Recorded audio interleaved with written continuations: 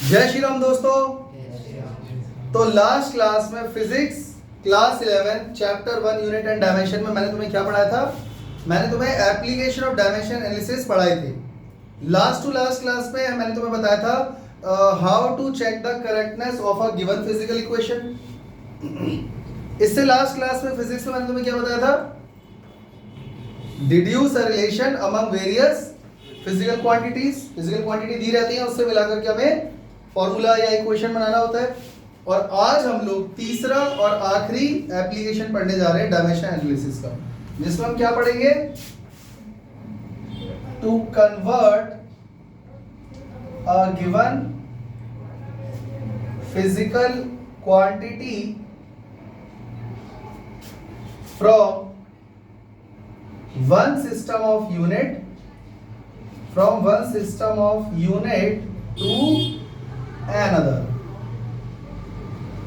Topic का मतलब समझ गए? हमें एक फिजिकल क्वांटिटी दी होगी, उसको हमें एक यूनिट से दूसरे में कन्वर्ट करना है। अब कुछ बच्चे सोच रहे होंगे सर ये तो बहुत ही आसान है, इसमें क्या करना है? जैसे मान लो Q एक फिजिकल क्वांटिटी है, लेंथ, मास, टाइम, टेम्परेचर कुछ भी मान लो। तो मान लेते हैं ये एक फिजिकल क्वांटिटी है। तो मैंने तुम्हें बताया था it can be written as N1U1 और N2U2, बताया था कि नहीं? और इसमें N3U3 भी आ सकता है। देखो मैं फिर से बता देता हूं, Q is equal to NU का मतलब Q यहां पर कौन है? Physical quantity. N यहां पर क्या है? न्यूमेरिक वैल्यू, जिसको हम लोग मैग्नीट्यूड भी बोल सकते हैं। और U यहां पर कौन है? यूनिट। इतनी बात समझ में आ गई? अगर नहीं समझ में आ रहा तो एक एग्जांपल ले लेते हैं। मैंने लिखा length is equal to 5 metre, खत्म बात। तो Q का मतलब फिजिकल क्वांटिटी है, क्या ये लेंथ फिजिकल क्वांटिटी नहीं है? है। Is equal to NU। तो किसी भी फिजिकल क्वांटिटी को रिप्रेजेंट कैसे करोगे? उसकी न्यूमेरिक वैल्यू लिखोगे और यूनिट लगाओगे। तो मैंने लिखा 5 मीटर। अगर मैं सिर्फ 5 लिख के छोड़ दूं और मीटर ना लगाऊं तो लेंथ इक्वल टू 5 मीनिंगलेस हो गया ना। लेंथ 5 क्या है? 5 सेकंड है, 5 किलो है, 5 मीटर है, 5 सेंटीमीटर है, कुछ नहीं पता। तो यूनिट लगानी ही पड़ेगी, समझ गए ना? तो Q इक्वल टू NU जो है किसी भी फिजिकल क्वांटिटी को कैसे रिप्रेजेंट करते हैं? एक न्यूमेरिक वैल्यू और साथ में उसकी यूनिट। यहां तक कोई दिक्कत? और एग्जांपल ले लो, क्या पता मास दिया होता फिजिकल क्वांटिटी के नाम पे। तो ये हो गया 20 ग्राम। तो 20 क्या हो गया? मैग्नीट्यूड। ग्राम क्या हो गया? यूनिट। मतलब समझ, ये तो क्लियर है ना सर? ये तो क्लियर हो गया, ये नहीं समझ में आया ये क्या है? Q equal to N1U1 equal to N2U2। इसका मतलब ये है कि मैं सेम फिजिकल क्वांटिटी को दो अलग अलग यूनिट्स के तौर पे लिख सकता हूं, और जब यूनिट चेंज होगी तो न्यूमेरिक वैल्यू भी ऑटोमेटिक चेंज हो जाएगी। अभी समझाता हूं। जैसे मान लो बच्चों Q को मैं ले लेता हूं मास। Q एक फिजिकल क्वांटिटी है और उसका मतलब है मास 5 kg। कोई दिक्कत? मैं 5 kg ले रहा हूं, लेकिन एक बच्चा कह रहा है कि नहीं मैं इसको केजी में नहीं बल्कि ग्राम में कन्वर्ट करना चाहता हूं। तो बच्चों क्या मैं इसको 5 ग्राम लिख सकता हूं? गलत हो गया ना भैया। यूनिट चेंज करोगे तो न्यूमेरिक वैल्यू भी चेंज हो जाएगी। तो क्या अब ये इक्वल है? हाँ। तो आप चेक करो N1 N2, 1 और 2 किसी चीज को नाम कब देते हैं? जब वो अलग अलग होती है। तो क्या न्यूमेरिक वैल्यू सेम है? अलग अलग। U1 U2 यूनिट सेम है, इसीलिए 1 और 2 नाम दे दिया। लेकिन फिर भी ये चीज इसकी इक्वल क्यों है? क्योंकि जब न्यूमेरिक वैल्यू चेंज होगी तो यूनिट भी चेंज होगी, और अगर यूनिट चेंज करोगे तो न्यूमेरिक वैल्यू भी चेंज होगी। यानी किसी भी फिजिकल क्वांटिटी को हम अलग अलग यूनिट्स के तौर पे भी लिख सकते हैं।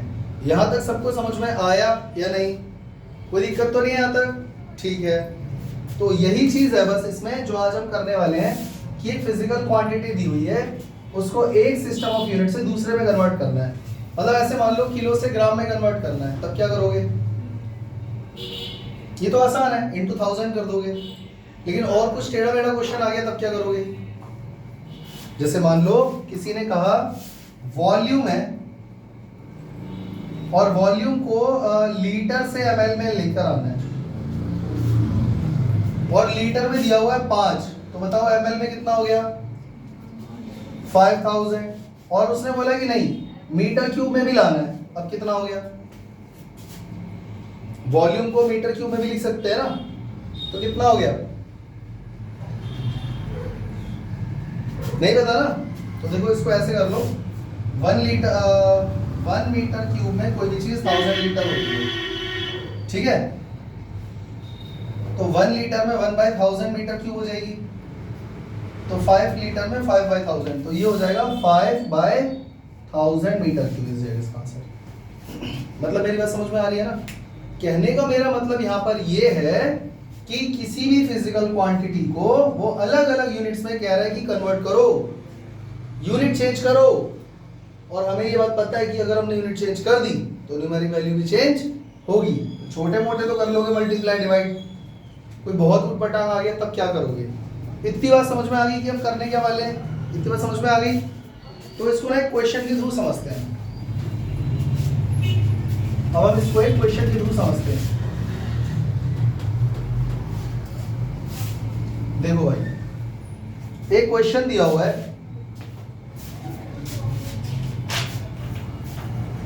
कन्वर्ट 1 जूल इनटू अर्ज। एक क्वेश्चन किसी ने दिया, कन्वर्ट 1 जूल इनटू अर्ज।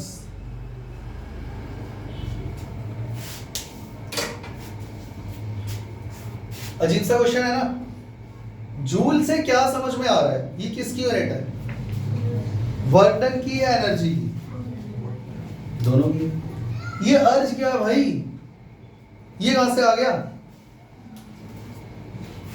इतना तो कंफर्म है कि अर्ज भी एनर्जी या वर्क डन की यूनिट होगी। देखो इतना पागल तो वो नहीं है कि वो तुमको बोलेगी 5 मीटर को ग्राम में कन्वर्ट करो, लेंथ को ग्राम में तो कन्वर्ट करने को बोलेगा नहीं, इतना पागल तो होगा नहीं। तो ऑब्वियसली अगर ये जूल वर्क डन की यूनिट है तो ये भी वर्क डन की होगी। पर मैं तुम्हें बता देता हूं बच्चों, ये जो जूल है ना, ये ऐसा यूनिट है। ये क्या है? ऐसा ही समझते हो, एमकेएस सिस्टम। और जो अर्ज है ये है CGS system, CGS system of unit. यानी सीजीएस में वर्क डन या एनर्जी की यूनिट क्या होती है? अर्ज। अब वो ये कह रहा है कि 1 जूल को अर्ज में कन्वर्ट करो। तो भाई देखो, अभी अभी मैंने तुम्हें बताया था 1 किलोग्राम को ग्राम में कन्वर्ट करोगे तो 1000 से मल्टीप्लाई कर दोगे। तो अगर मुझे इसकी डायरेक्ट वैल्यू पता होती तो मैं डायरेक्ट मल्टीप्लाई कर देता। जैसे मान लेते हैं for example 1 joule is equal to 100 अर्ज,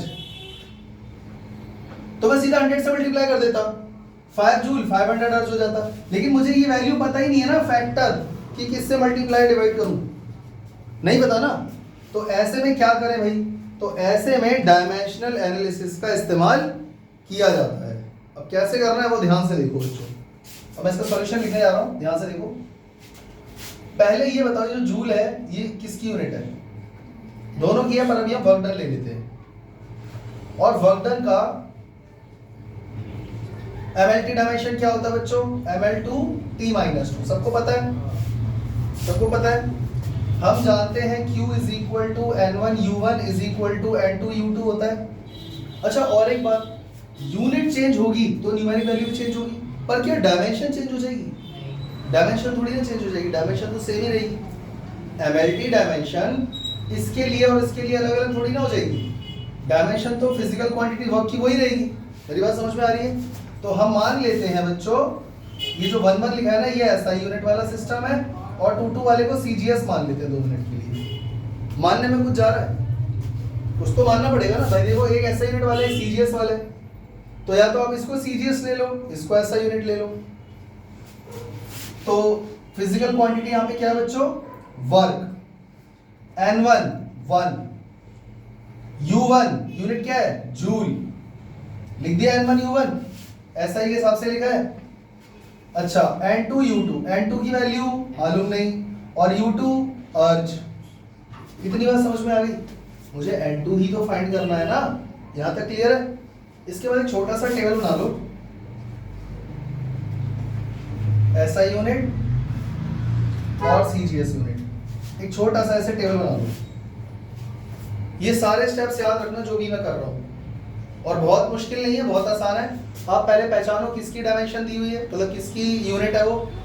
पहले फिजिकल क्वांटिटी ढूंढो, उसका एमएलटी डायमेंशन निकाल लो, और उसके बाद ये लिख दो Q equal to N1 U1 N2 U2, क्योंकि एक यूनिट से दूसरे यूनिट में कन्वर्ट करना है, जिसमें से एक को SI और एक को CGS मान लो, क्या पता FPS वाला भी दिया हो। तो उसके बाद इनकी वैल्यू लिख डालो यहाँ पे इसके सामने। अब मुझे इतना तो पता लग गया, जहाँ पे 1 1 लिखा हुआ है, जिसको मैं 1 मान रहा हूँ, वो SI वाला, और 2 वाला कौन है बच्चों? CGS। तो बताओ इसकी MLT dimension M L T, M1 L1 T1 बोलूंगा, और यहाँ पर क्या बोलूंगा? M2 L2 T2। सही है। SI यूनिट में मास क्या होता है बच्चों? केजी। लेंथ और टाइम, जबकि CGS में मास कितना होता है? ग्राम सेंटीमीटर सेकंड। ये तुम लोगों को पता है नहीं पता? पहले इतना बता दो,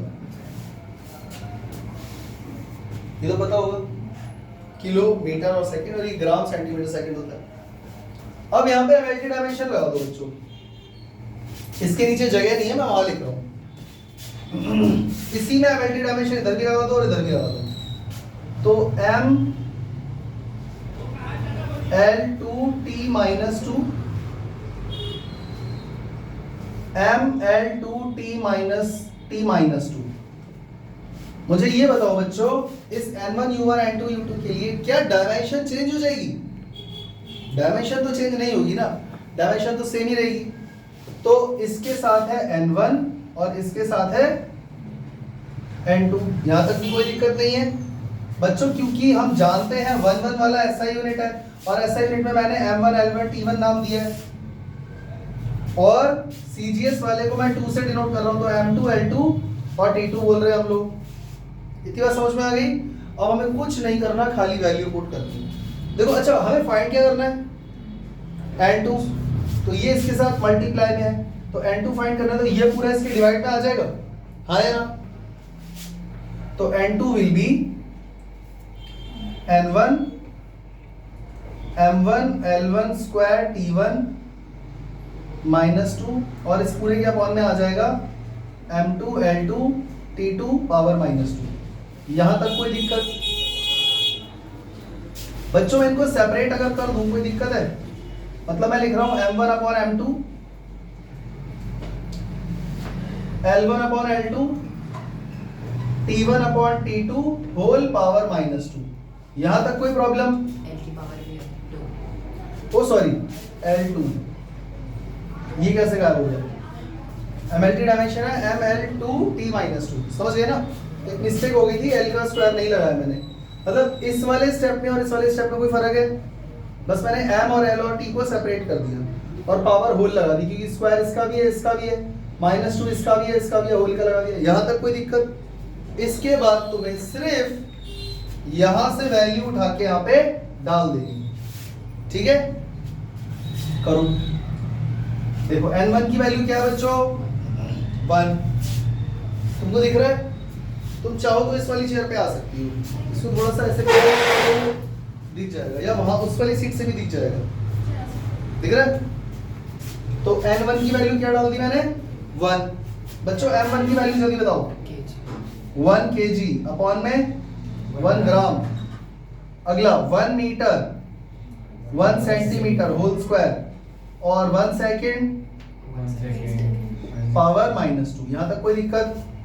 बच्चों ये सेकंड से सेकंड कट गया, 1 से 1 कट गया, लेकिन यहां पर कुछ कट रहा है? नहीं कट रहा। हम तो ग्राम से ग्राम तभी कटेगा, मुझे इसको ग्राम में लाना पड़ेगा। 1 kg में कितने ग्राम होते हैं? अब ये भी ग्राम हो गया और नीचे भी ग्राम हो गया। ये समझ में आ गया? समझ में आ रहा है? इधर ये मीटर है, ये सेंटीमीटर है, तो बच्चों 1 मीटर में 100 सेंटीमीटर होते हैं, और नीचे तो पहले से ही सेंटीमीटर है, और इसका स्क्वायर हो गया क्योंकि पहले से ही स्क्वायर था। समझ में आ रहा है? और ये तो पूरा कट ही गया, तो 1 बचा। 1 की पावर -2 करोगे तो तब भी 1 ही रहेगा। ग्राम से ग्राम कट गया, सेंटीमीटर से सेंटीमीटर कट गया। N2 विल बी कितना आ गया? 1000 100 का स्क्वायर करोगे तो 10,000 आ जाएगा और ये 1 हो जाएगा। बच्चों n2 की वैल्यू कितनी आ गई? 10 पावर 7। इसका मतलब ये हुआ 1 joule is equal to 10 power 7 erg. और ये आज के बाद याद भी रखना कि वर्क डन की ऐसा यूनिट होती है जूल, और अगर उसको अर्ज में कन्वर्ट करना है तो किससे मल्टीप्लाई करेंगे? 10 पावर प्लस 7 से। कोई दिक्कत? और अर्ज को जूल में लाना है तो 10 पावर माइनस 7 से मल्टीप्लाई कर दोगे। समझ में आ गया? इसको मैं एक बार और समझाऊं, एक बार और देखते हैं। कन्वर्ट 1 जूल इनटू अर्ज। 1 जूल को अर्ज में कन्वर्ट करो। कुछ नहीं करना, पहले आपको ये पहचानना है कि ये यूनिट जो है वो किस फिजिकल क्वांटिटी की है। पहले क्या निकालोगे? Physical quantity. फिजिकल क्वांटिटी की एमएलटी डायमेंशन, फिर लिखोगे Q equal to N1 U1 N2 U2। अब ये तुम्हारी मर्जी है कि इसको CGS मानोगे या इसको SI या उल्टा, वो कुछ भी चलेगा। इसकी वैल्यू पुट कर दो। 1 जूल दिया हुआ है और अर्ज दिया है पर ये नहीं पता उनको, ताकि आपको ये समझ में आ जाए आपको फाइंड क्या करना है। ठीक, फिर SI यूनिट और CGS का एक छोटा सा टेबल बना लेना। इसको क्योंकि मैंने 1 नाम दिया है तो M1 L1 T1, इसको 2 नाम दिया तो M2 L2 T2। कोई दिक्कत? Kg metre second, gram centimetre second. ठीक, फिर अगेन यही चीज हमें लिखनी है बट डायमेंशनली। तो N1 N2 N1 U1 और मैंने डायमेंशन पुट कर दी, और N2 इसकी भी डायमेंशन पुट कर दी, पर क्योंकि वो CGS है तो 2 2 2 लिख दिया। ये SI यूनिट है 1 1 1 लिख दिया। अब बताओ फाइंड क्या करना है? N2 फाइंड करना है तो ये यही रहेगा, ये पूरा इसके डिवाइड में आ जाएगा। कर दिया, सेपरेशन कर दिया, वैल्यू पुट कर दी टेबल से उठा के, सॉल्व करा, ऑटोमेटिक आंसर आ गया। कोई दिक्कत? इसी क्वेश्चन को वो ऐसे भी पूछ सकता है, कन्वर्ट 1 अर्ज इनटू जूल। अब आप अर्ज को जूल में लाओ तो 1 erg is equal to 10 power minus 7 joule आ जाएगा। करके देख लेना, उल्टा आ जाएगा। समझ गए? या करके दिखाऊं? समझ गए ना? चलते हैं अगले क्वेश्चन की तरफ। क्वेश्चन दिया हुआ है, कन्वर्ट 1 डाइन इनटू न्यूटन। बच्चों ये कुछ कुछ पिछले वाले क्वेश्चन के जैसा ही है। समझ गए ना? मैंने तुम्हें अभी बताया था कि कोई चीज मान लो आसान सा क्वेश्चन लेते हैं और किसी ने बोला कि 5 लीटर को ml में कन्वर्ट करो। मैं ये अच्छे से जानता हूं 1 लीटर में 1000 ml होते हैं, तो 5 लीटर में तो इतना सिरदर्दी करने की क्या जरूरत है जो मैं तुम्हें इतना सारा बता रहा हूं, तो डायरेक्ट आ जाएगा आंसर। दिक्कत वहां आती है जहां आपको वैल्यू नहीं पता। अब अगर आज मैं तुमसे कहूं कि बच्चों 2 जूल को अर्ज में कन्वर्ट कर दो, अब तो कोई भी कर देगा। अब तो वीडियो देख ली तुमने मेरी, तो 2 इंटू 10 पावर 7 अर्ज हो जाएगा, क्योंकि आपको पता है कि 1 जूल में 10 पावर 7 अर्ज होते हैं, तो जितना भी जूल होगा उसका मल्टीप्लाई 10 पावर 7। लेकिन जहां ये वैल्यू नहीं पता, दिक्कत तो वहां आती है। समझ गए ना? तो इस बार हमें क्वेश्चन दिया हुआ है कि डाइन को न्यूटन में कन्वर्ट करना है। तो मैं तुम्हें वैसे ही अलग से बता दे रहा हूं कि 1 न्यूटन में 10 पावर 5 डाइन होते हैं। अगर मुझे ये पहले से ही पता है तो सिरदर्दी तो खत्म हो गई ना, बट फिर भी एग्जाम में आपको पूरा सॉल्व करके दिखाना पड़ेगा, आप डायरेक्ट नहीं लिख सकते। तो 1 न्यूटन में 10 पावर 5 डाइन होते हैं, लेकिन इस बार क्वेश्चन उल्टा है। इस बार आपको डाइन को न्यूटन में कन्वर्ट करना है, तो 1 dyne is equal to 10 power minus 5 newton हो जाएगा। हो जाएगा ना? समझ गए ना? मतलब छोटी यूनिट से बड़ी यूनिट में जाने को बोल रहा है। करेक्ट? चलो करते हैं। बिल्कुल वही स्टेप फॉलो करने हैं जो मैंने तुम्हें पहले बताए थे। देखो, सबसे पहले मुझे ये बताओ कि ये डाइन या न्यूटन किसकी यूनिट है? डाइन का तो हमको नहीं पता, मान लो बच्चा पढ़ रहा है स्टार्टिंग में नहीं पता। न्यूटन तो पता है, तो न्यूटन किसका डायमेंशन है? सॉरी, किसकी यूनिट है? फोर्स। फोर्स की डायमेंशन क्या होती है? mlt -2। यहां तक कोई दिक्कत तो नहीं है। अब हम जानते हैं कि Q is equal to N1U1 is equal to N2U2 होता है। मैं 2 मिनट के लिए इसको मान लेता हूं CGS और इसको मान लेता हूं SI। कोई दिक्कत तो नहीं है। अब तुम लोगों को लग रहा होगा कि सर पिछली बार आपने इसको SI इसको CGS लिया था, अब आप इसको CGS इसको SI क्यों ले रहे हो? इस बात से कोई फर्क नहीं पड़ता यार, आंसर सेम ही आएगा। तो ठीक है, ये CGS है ये SI है, तो Q की जगह हमको क्या लिखना है? फोर्स, क्योंकि फिजिकल क्वांटिटी तो फोर्स है ना। N1U1, N1 कितना बच्चों? CGS के हिसाब से 1, और CGS वाली यूनिट क्या दी हुई है? Dine, is equal to N2 नहीं पता, और यूनिट है न्यूटन। इससे क्या समझ में आ रहा है मुझे क्या फाइंड करना है बच्चों? N2। क्लियर हो गया? या इसको उल्टा करके दिखाऊं तब भी वही आएगा, कोई फर्क नहीं पड़ता। उस टेबल में बस उल्टा हो जाएगा यहाँ पे। तो चलो टेबल बनाते हैं, एक बनाते हैं। देखो CGS वाला है ना इधर, CGS को हमने 1 1 माना है, 1 वाला हम मान के चल रहे हैं CGS यूनिट को, और 2 वाला SI बोल लो या MKS, एक ही बात है। चलो M1 L1 T1 वैल्यू बताओ, M1 की कितनी हो गई? हाँ ग्राम आएगा ना, M फॉर मास होता है। L1 कितना हो गया? सेंटीमीटर टाइम समझ में आ रहा है? इस बार ये 1 सेकंड सेंटीमीटर ग्राम क्यों आया? क्योंकि इधर मैंने CGS वाला रखा हुआ है, और इधर 2 वाले को हमने 2 वाले को SI बोला था, 2 पे SI आ गया, तो यहाँ पे M2 कितना हो गया? Kilogram, 1 kg। L2 कितना हो गया? 1 मीटर, और T2 टेबल कंप्लीट हो गया। इसके बाद क्या करना होता है? इसके बाद यही चीज दोबारा लिखनी होती है, बट डायमेंशनली, और डायमेंशन दोनों के लिए सेम रहेगा। तो एग्जाम में तुमको नीचे ही करना है, मैं साइड में कर रहा हूँ। देखो N1 MLT-2 और N2 के साथ वही डायमेंशन MLT-2, बट यहाँ पे 2 2 2 लग जाएगा। अब मुझे फाइंड क्या करना है? वैल्यू पुट कर दो। N1 की वैल्यू क्या है? 1 आ गया, और ये ऐसा कैसे रहेगा? M1 L1 T-2, और N2 मुझे नहीं पता, और ये हो जाएगा M2 L2 T-2। ठीक है, क्योंकि मुझे N2 फाइंड करना है तो ये पूरा इसके नीचे आ जाएगा। तो N2 कितना हो गया? जल्दी बोलो। M1 अपॉन M2 मैंने सेपरेट भी कर दिया, ठीक है। L1 अपॉन L2 और T1 upon T2 whole power -2। कोई दिक्कत? मैंने इसको इसके अपॉन में भी ले गया और सेपरेट भी कर दिया, कोई दिक्कत तो नहीं है ना?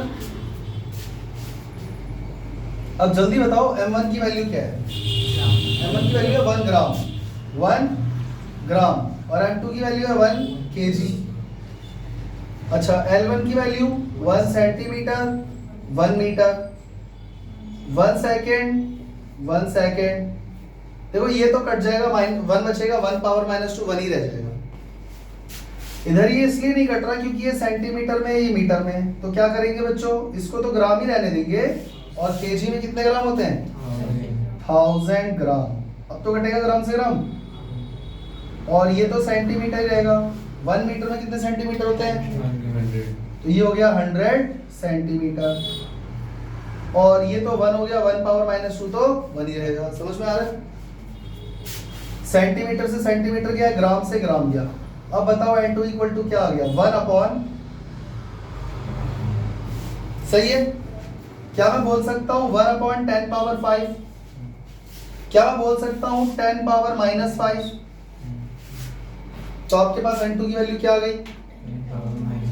यानी 1 dyne is equal to N2 times of newton, यानी 10 पावर -5 ऑफ। तो सही है गलत है? बिल्कुल सही आ गया। मैंने बताया था ना स्टार्टिंग में 1 newton equal to 10 power 5 dyne होता है। तो अगर 1 डाइन निकालना होगा तो क्या करोगे? ये नीचे आ जाएगा, तो 1 अपॉन 10 पावर 5 न्यूटन हो जाएगा, और ये जब ऊपर आएगा तो 10 पावर -5 न्यूटन हो जाएगा, इक्वल टू 1 डाइन। वही तो आया, चेक कर लो। अभी समझ में आया ये 2 क्वेश्चनों से कि कैसे एक सिस्टम ऑफ यूनिट को दूसरे में कन्वर्ट किया जाता है। अगर कोई दिक्कत है तो अभी इसी वक्त पूछ लो। चले आगे। The value of G The value of capital G in CGS system is in CGS system is 6.67 into 10 raised to the power negative 8. minus 8 8 9 centimeter square 9 centimeter square G raised to power negative 2. gram power minus 2. Calculate the value in SI unit. Convert the value in SI unit. SI units. बस। अब बच्चों board पे देखो। पहले तो मुझे ये बताओ, 9th क्लास में तुम लोगों ने ग्रेविटेशन चैप्टर पढ़ा हुआ है, ये फॉर्मूला याद होगा, F equal to G m1 m2 upon R square, याद है कि भूल गए? जिसमें से ये यूनिवर्सल ग्रेविटेशनल कांस्टेंट होता था और इसकी वैल्यू बच्चों कितनी होती थी? 6.67 into 10 raise to power minus 11 newton metre square पर केजी स्क्वायर, याद है कि भूल गए? तो चेक करो ये यूनिट कौन सी है? ऐसा यूनिट ही तो है, क्योंकि न्यूटन है, मीटर है, किलोग्राम है, तो वैल्यू ये हुआ करती। और इस क्वेश्चन में इसने बोला है कि जी की वैल्यू इतनी है, पर क्योंकि वो 9 सेंटीमीटर और ग्राम में है इसीलिए -8 दिया हुआ है। समझ में आ रहा है? तो कह रहा है इसको आप एसआई में लेकर आओ। तो देखो जिसको पहले से पता है ये सब वैल्यूज, उसका आंसर तो आ गया, ये रहा, आ गया ना ऑटोमेटिक। लेकिन फिर भी एग्जाम में तुमको पूरा सॉल्व करके दिखाना पड़ेगा ताकि उसको पता चले कि तुमको डायमेंशन एनालिसिस का एप्लीकेशन यूज करना आता है। तो ये वैल्यू याद रखना, हमारा आंसर यही होने वाला है। सबसे पहले हम ये पता लगाएंगे फिजिकल क्वांटिटी क्या है। तो यूनिट से वैसे तो दिख ही रहा है, जी होता है अपना यूनिवर्सल ग्रेविटेशनल कांस्टेंट, ठीक है। अब इसकी डायमेंशन भी फाइंड करनी पड़ेगी, मल्टी डायमेंशन। इसकी डायमेंशन कैसे निकालोगे? तो F is equal to G m1 m2 upon R square, ठीक है। आर स्क्वायर यहाँ मल्टीप्लाई कर दो, m1 m2 नीचे ले जाओ, तो g is equal to F R square upon m1 m2 हो जाएगा। कोई दिक्कत? भाई g की डायमेंशन निकालनी है ना, तो चेक करो, आर स्क्वायर मल्टीप्लाई में आ जाएगा, g यही रहेगा, m1 m2 नीचे आ जाएंगे, ये रहा। तो फोर्स की डायमेंशन क्या होती है? mlt minus 2। r मतलब लेंथ है, l स्क्वायर हो जाएगा, और अपॉन में m1 m2, m for mass होता है, तो m एक मास से एक मास कट गया, तो क्या आया? m-1 ऊपर आ गया, l की पावर यहाँ 1 है, यहाँ पर 2 है, l पावर हो गया 3 और t पावर -2। कोई दिक्कत? यहाँ तक सब कुछ क्लियर है? अब बच्चों q is equal to n1 u1 is equal to n2 u2। मैं क्या करता हूँ जनरली, n1 u1 उसको मानता हूँ जो दिया हुआ है, तो क्योंकि जो वैल्यू दी हुई है वो SI वो CGS में है और जो फाइंड करना है वो SI में है, मैं जनरली ऐसे ही करता हूँ। अब इसको अगर तुम उल्टा भी कर दो तो कोई खास फर्क पड़ने वाला नहीं है, आंसर सेम ही आएगा, करके देख लेना। तो Q यहाँ पर कौन है? G। N1 कितना है CGS में? वो रहा 6.67 इंटू 10 पावर -8। U1 कितना है दिया हुआ है? 9 सेंटीमीटर स्क्वायर G -2, सही है। और N2 मुझे नहीं पता, पर U2 तो पता है, U2 तो निकाल सकते हो ना, डाइन का न्यूटन हो जाएगा, सेंटीमीटर का मीटर स्क्वायर हो जाएगा, G -2 का kg -2 हो जाएगा, या लाइन लगा दोगे तो +2 हो जाएगा, सही है। यानी मुझे क्या फाइंड करना है? N2। कोई दिक्कत? अब यहाँ पे टेबल बना लो, 1 हम CGS को मान रहे हैं, तो CGS अपना हो गया 1 वाला और 2 वाला हो गया अपना SI यूनिट वाला, ठीक है, समझ में आ रहा है? अब CGS में MLT कितना हो जाता है मास? 1 ग्राम, L 1 सेंटीमीटर और ये 1 सेकेंड, और 2 वाला हमने 2 किसको माना था? SI को, तो SI में M2 L2 T2, M2 कितना हो गया? 1 1 और 1 कोई दिक्कत?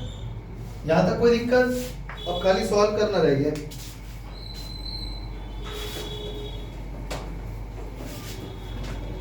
अब सॉल्व कैसे करना है वो भी देख लो। देखो ये जो Q equal to N1 U1 N2 U2 है ना, इसी को दोबारा लिखना है पर डायमेंशन के फॉर्म में।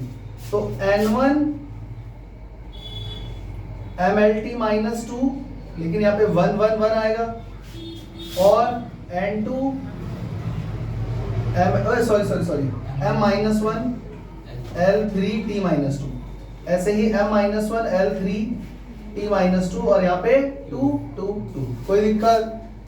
यहाँ तक क्लियर हो गया?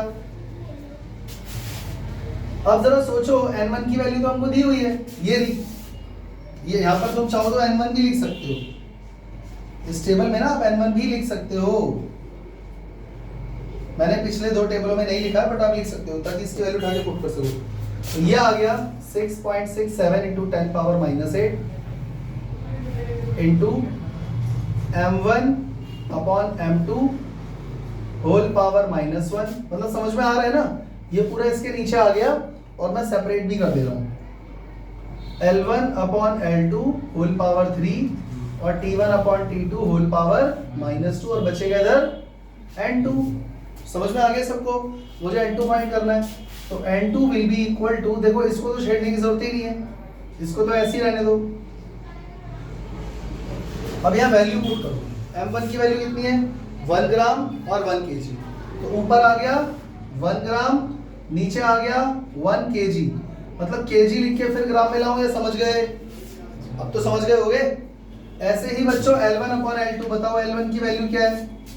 सेंटीमीटर, और L2 है मीटर। तो ऊपर आएगा सेंटीमीटर, नीचे आएगा 1 मीटर। तो ये समझ गए या फिर से समझाऊं? और L की पावर 3 थी तो 3 लगा दिया, और इसके अलावा T1 अपॉन T2, तो ये भी 1 सेकेंड है। हाँ, इसकी पावर माइनस 1 है, ठीक है, 3 और यहाँ माइनस 2। देखो ये तो कटेगा, या तो 1 बचेगा, 1 पावर माइनस 2 1 ही रह जाएगा। ये दोनों देखने हैं हमको। 6.67 इंटू 10 पावर माइनस 8, देखो ग्राम से ग्राम गया, सेंटीमीटर से सेंटीमीटर, यह आ गया 1 अपॉन 1000 इंटू 1 अपॉन 1 2 3 4 5 6। ये क्या हो गया भाई? कुछ गड़बड़ तो नहीं हो गई? -1 ग्राम में। ओ हाँ, इसकी पावर -1 है, ये तो मैंने देखा ही नहीं है ना। इसकी पावर तो -1 है, इसका क्यूब है, इसलिए मैंने एक्सपेंड कर दिया। तो ये क्या हो जाएगा? N2 will be equal to 6.67 into 10 power minus 8, और जब पावर किसी की नेगेटिव होती है तो रेसिप्रोकल हो जाता है, तो ये 1000 ऊपर आ जाएगा, और ये 1 2 3 4 5 6, 3 0 से 3 0 कट गए।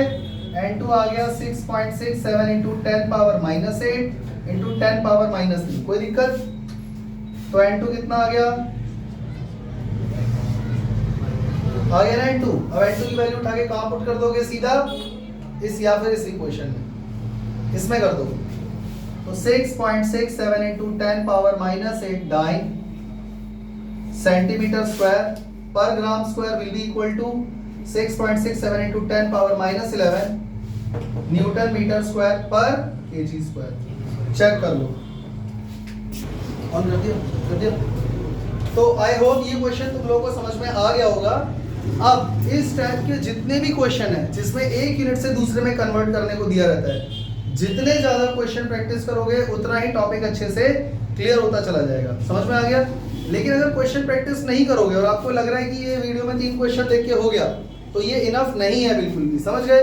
क्वेश्चन ज्यादा करोगे, नई नई चीजें मिलेंगी, डाउट आएंगे, मेरे से पूछोगे, और प्रैक्टिस के लिए क्वेश्चन कहां से उठाओगे? बहुत सारे रिफ्रेशर है दुनिया में। मैंने आपको ऐसा अरोड़ा बोला हुआ है, उसमें भी अच्छे खासे सॉल्व प्रैक्टिस के लिए दिए रहते हैं, और प्रॉब्लम और प्रैक्टिस भी दिया रहता है।